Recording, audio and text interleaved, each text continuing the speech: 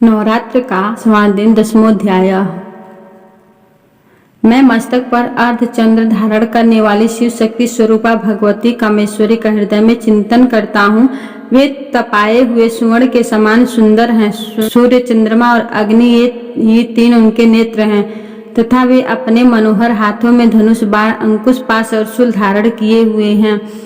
ऋषि कहते हैं, राजन, अपने प्राणों के समान प्यारे भाई निशुंभ को मारा गया देख तथा सारी सेना का संहार होता जान सुमन ने कुपित होकर कहा, दुष्ट दुर्गे, तू बल के अभिमान में आकर झूठ मूठ का घमंड न दिखा। तू बड़ी माननी बनी हुई है, किंतु दूसरी स्त्रियों के बल का सहारा लेकर लड़ती है।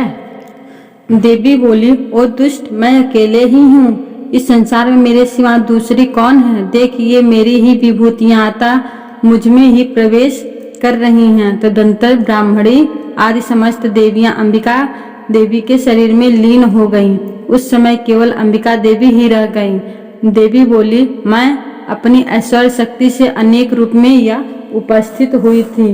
उन सब रूपों को मैंने समेट लिया। अब अकेले ही युद्ध में खड़ी हूँ।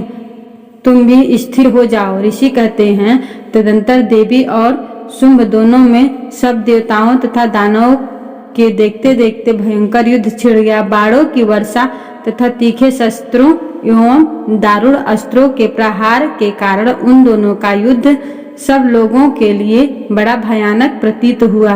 उस समय जगदम्बा ने जो सैकड़ों दिव्य अस्त्र छोड़े, उन्हें दैत्यराज शुंभ ने उनके निवारक अस्त्रों द्वारा काट डाला। इसी प्रकार शुंभ ने भी जो दिव्य अस्त्र चलाए, उन्हें परमेश्वरी ने भयंकर हुंकार शब्द के उच्चारण आदि द्वारा खिलवाड़ में ही नष्ट कर डाला। तब उस असुर ने सैकड़ों बाणों से देवी को आच्छादित कर दिया।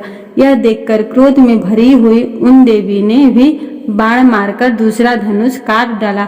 धनुष कट जाने पर फिर दैत्यराज ने शक्ति हाथ में ली, किंतु देवी ने चक्र से उसकी हाथ की शक्ति को भी काट गिराया। तत्पश्चात दैत्यों के स्वामी शुंभ ने 100 चांद वाली चमकती हुई ढाल और तलवार हाथ में ले उस समय देवी पर धावा किया।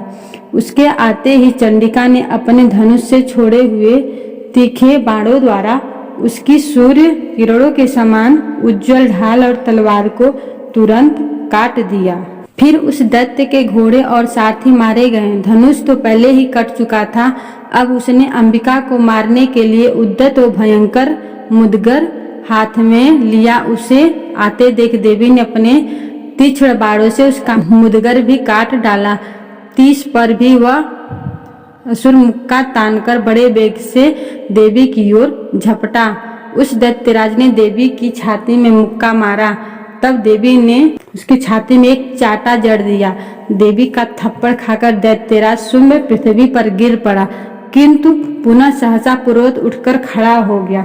फिर वह उछला और देवी को ऊपर ले जाकर आकाश में खड़ा हो गया। तब चंडिका आकाश में भी बिना किसी आधार के ही शुंभ के साथ युद्ध करने लगी। उस समय दैत्य और चंडिका आकाश में एक दूसरे से लड़ने लगे। उनका वह युद्ध पहले सिद्ध और मुनियों को विस्मय में डालने वाला था। फिर अंबिका ने शुंभ के साथ बहुत देर तक युद्ध करने के पश्चात उसे उठाकर घुमाया और पृथ्वी पर पटक दिया। पटके जाने पर पृथ्वी पर आने के बाद वह दुष्टात्मा दैत्य पुनः चंडिका का वध करने के लिए उनकी ओर बड़े वेग से दौड़ा। तब समस्त दैत्यों के राजा शुंभ को अपनी ओर आते देख देवी ने त्रिशूल से उसकी छाती छेद कर उसे पृथ्वी पर गिरा दिया। देवी के शूल की धार से घायल होने पर उसके प्राण पखेरु उड़ गए और वह समुद्रों, द्वीपों तथा पर्वतों सहित समूची पृथ्वी को कपाता हुआ पृथ्वी पर गिर पड़ा। तदंतर उस दुरात्मा के मारे जाने पर संपूर्ण जगत प्रसन्न एवं पूर्ण स्वस्थ हो गया तथा आकाश स्वच्छ दिखाई देने लगा। पहले जो उत्पात सूचक मेघ और उल्कापात होते थे, वे सब शांत हो गए तथा उस दैत्य के मारे जाने पर नदियां भी ठीक मार्ग से बहने लगी। उस समय शुंभ की मृत्यु के बाद संपूर्ण देवताओं का हृदय हर्ष से भर गया और गंधर्व गण मधुर गीत गाने लगे। दूसरे गंधर्व बाजे बजाने लगे और अप्सराएं नाचने लगी। पवित्र वायु बहने लगी। सूर्य की प्रभा उत्तम हो गई। अग्निशाला की बुझी हुई आग अपने आप प्रज्वलित हो उठी तथा संपूर्ण दिशाओं के भयंकर शब्द शांत हो गए। 10वां अध्याय पूरा हो गया।